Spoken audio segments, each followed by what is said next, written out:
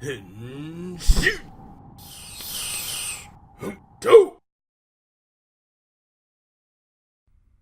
guys, welcome to this episode of the Go Mango Tokukast. I'm your host, Frozen Stratos. Here with me today we have Cinder Blaze and Makotoa. Boys, welcome back. We watched Kamen Rider Build. It was so good. What else do you want from us? Yeah, what do you want to hear? What else? Like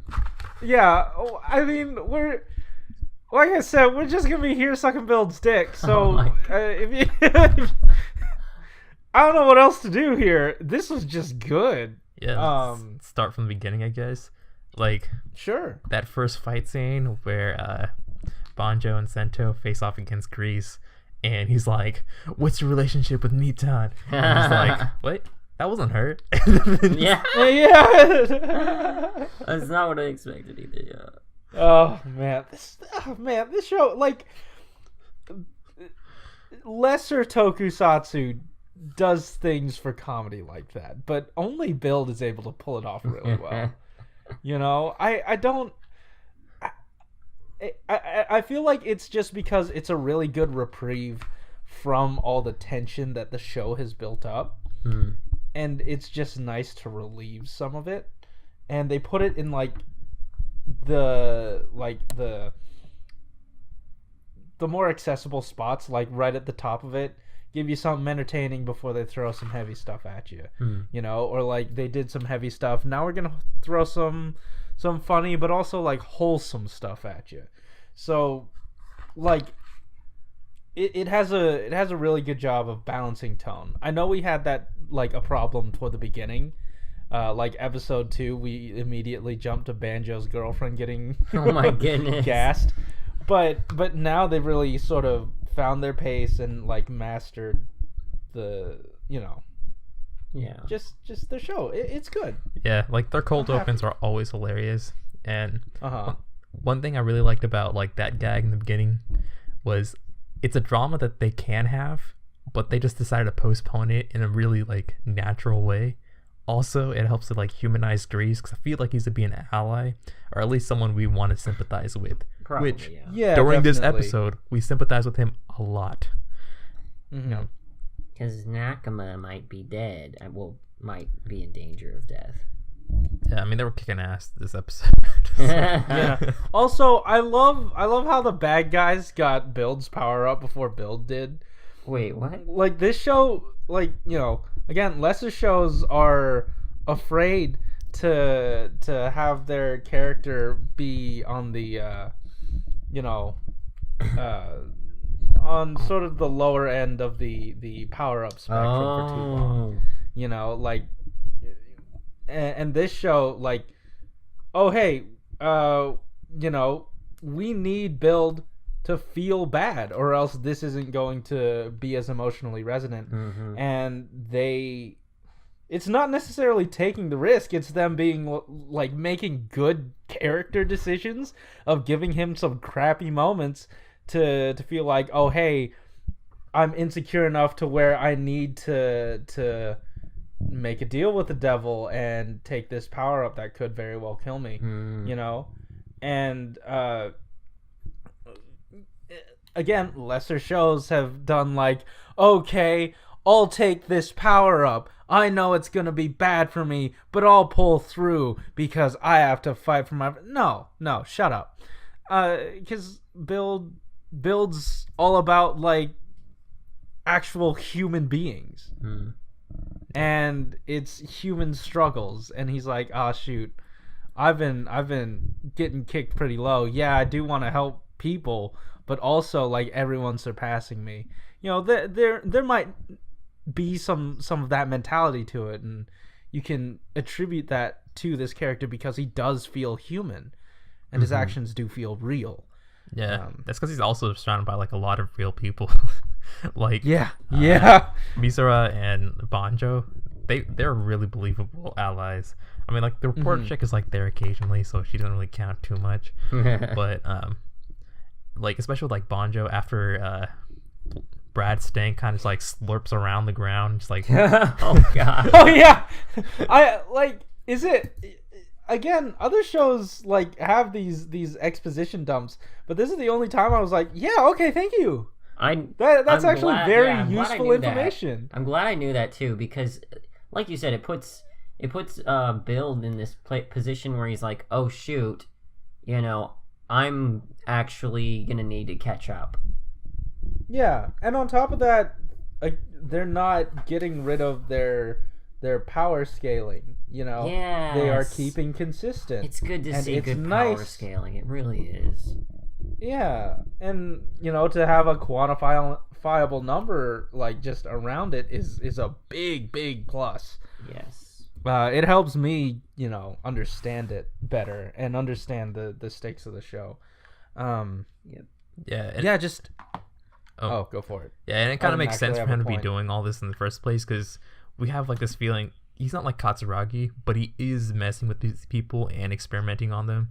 Like, that's why even in like the preview for next episode, he's like handing Sento a power up that could probably go against the plans of the person he's technically allied with, but he's still doing it just because he probably has like some greater motive, and like they've always been hinting towards that. So it's not like just a bullshit like out of nowhere, hey, I'm gonna just give you guys your power ratings and just like leave. Like, it's not like he's just going out of his way or doing something that's not like contingent to his plans.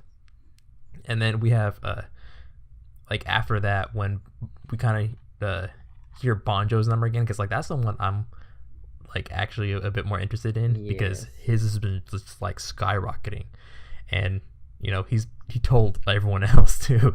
It's like, you're getting stronger at like a really strong pace. And he told like Reese in private, he's like, I mean, like that guy is like unmatched in speed, like in like natural growth. And I feel like I like that kind of contrast between Banjo and Sento. A lot of like Sento's growth is calculated. Like he gets the power ups, he knows what he's doing, he makes them. Banjo is just like, he just had that one dragon bottle, and it just like naturally resonated with him. He wasn't like thinking about it or like how to make it stronger. He just became stronger with it, And on top of that, like he knows from the get-go what makes a good best match. Like there's some innate, sort of understanding of the powers that he has, and this sort of grasp over it. I also found the word I was looking for. Oh yeah. The expression, I'm glad this show is able to knock their main character down a few pegs in order for them to rise up even higher. Like, I feel like that's like the strength of Build. They're not afraid to make these decisions.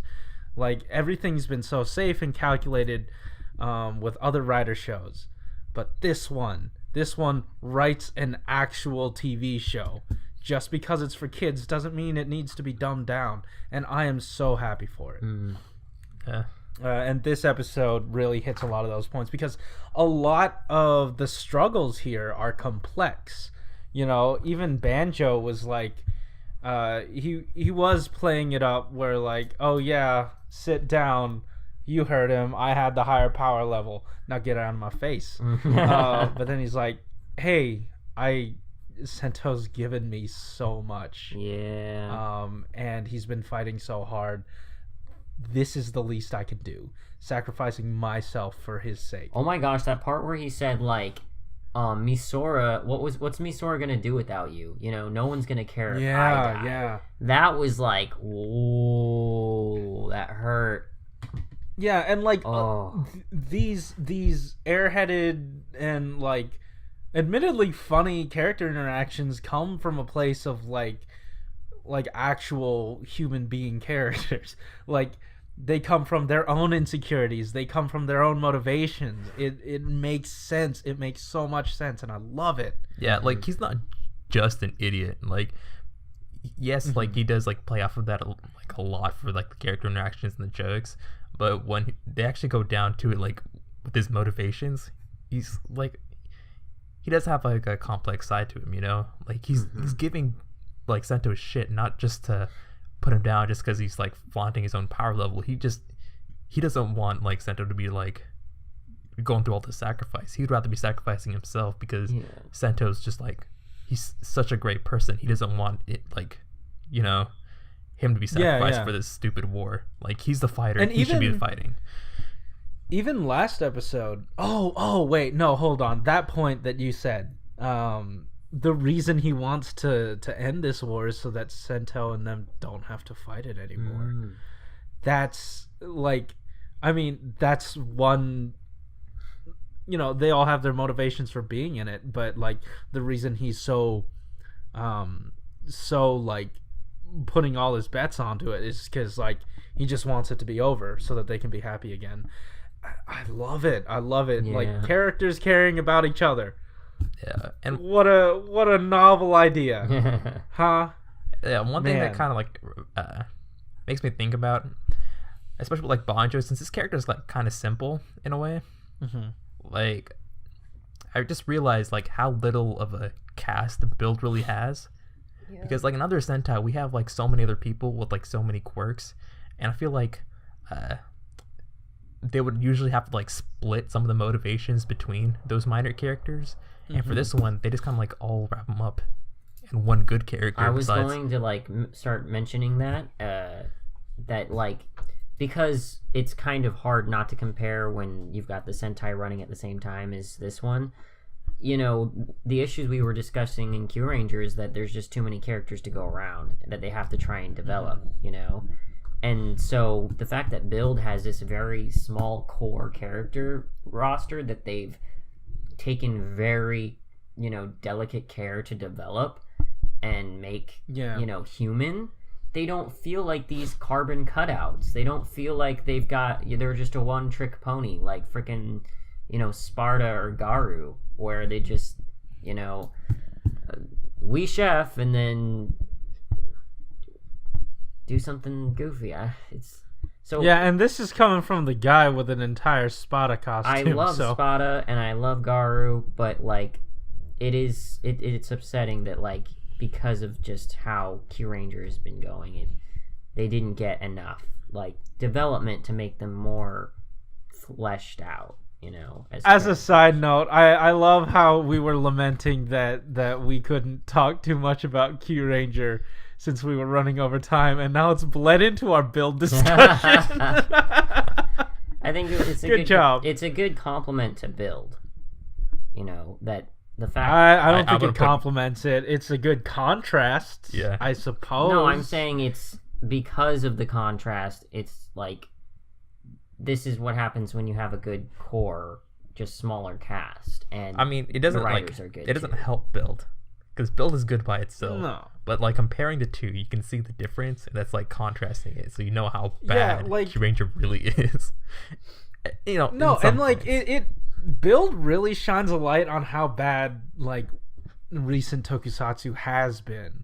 You know, we've been getting this very watered down, dumbed down content, and it's so nice to have a show that's competently written, but isn't afraid to do like and lean in on its very tokusatsu tropes.